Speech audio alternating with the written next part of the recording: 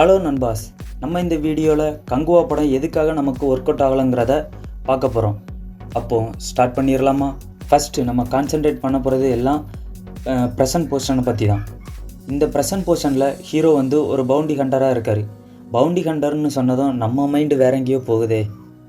Okay, come to the point. இந்த bounty ஹண்டரான ஹீரோவோட work என்னென்னா, இவர் ஒரு போலீஸ் இன்ஃப்ளூயன்சராக இருக்கார்.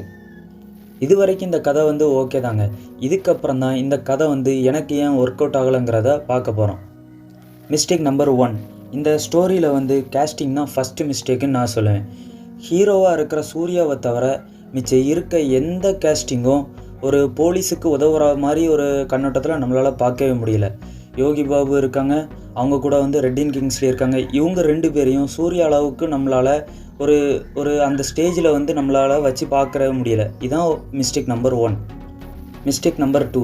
ரஷ்யாவில் இருந்து எஸ்கேப் ஆன அந்த பையன் எப்படி கோவாவுக்கு வந்தாங்கிறதுக்கு சரியான ரீசன் நம்மளுக்கு இந்த படத்தில் காமிக்கவே இல்லை. Mistake number 3. இந்த படத்தில் என்னமோ தெரில, சாங்ஸ் எனக்கு சுத்தமாக ஒர்க் அவுட்டே ஆகலை. ஃபஸ்ட்டு சாங்காக இருக்கிற எவ்வளோ சாங் வைக்கணுங்கிறதுக்காக வச்ச மாதிரியே ஒரு ஃபீலிங் ஆச்சு. Mistake number 4. அகைன் காஸ்டிங்கை தான் நான் சொல்லுவேன். ஹீரோயினுக்கு பெருசாக ஸ்கோப் இல்லை. இந்த அளவுக்கு டம்மி பண்ணுறதுக்கு பதிலாக இவங்க இவ்வளோ பெரிய ஃபேம் இருக்கிற ஒரு ஆர்டிஸ்ட்டை அவங்க கமிட் பண்ணாமல் நார்மலான ஆர்டிஸ்ட்டை கமிட் பண்ணியிருந்துருக்கலாம்.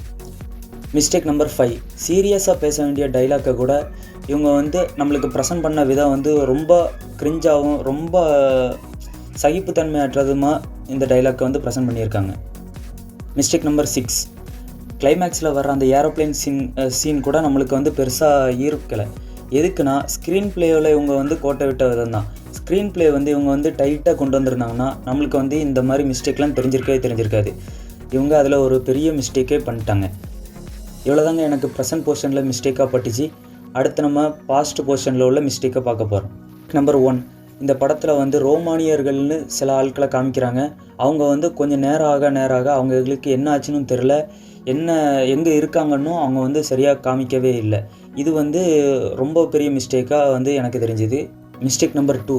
சிவா சார் இந்த படத்தோட ப்ரொமோஷனில் எல்லார்ட்டையும் சொன்னது என்னென்னா, இந்த படத்தில் சூர்யாவுக்கும் அந்த சின்ன பையனுக்கும் இருக்கிற பாண்டிங் ரொம்ப ரொம்ப சூப்பராக வந்திருக்கு அப்படின்னு சொன்னாங்க. ஆனால் என்னமோ தெரில, இந்த படத்தில் இந்த பாண்டிங் ரொம்ப ஸ்ட்ராங்காக இருந்த மாதிரி ஃபீல் ஆகலை. அதுதான் மிஸ்டேக் நம்பர் 2. Mistake number 3.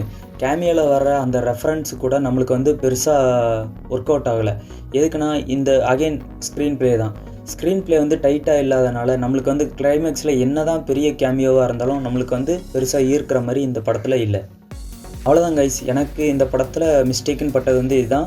மிஸ்டேக்குங்கிறதோட எனக்கு ஏன் இந்த படம் ஒர்க் அவுட் ஆகலைங்கிறதுக்கு இதுதான் காரணம். உங்களுக்கு இந்த படம் எப்படி இருக்குன்னு கமெண்ட்டில் சொல்லிட்டு போங்க. பார்ட் 2ல் இந்த மிஸ்டேக்கெல்லாம் அவங்க ரெக்டிஃபை பண்ணி நம்மளுக்கு ஒரு நல்ல கண்டென்ட்டாக தருவாங்கன்னு நம்புவோம். ஓகே ஃப்ரெண்ட்ஸ், இன்னொரு வீடியோவில் சந்திப்போம். அதுக்கு முன்னாடி ஒரு சப்ஸ்கிரைப் பண்ணிவிட்டு லைக் பண்ணிட்டு போயிருங்க. See you soon. Bye.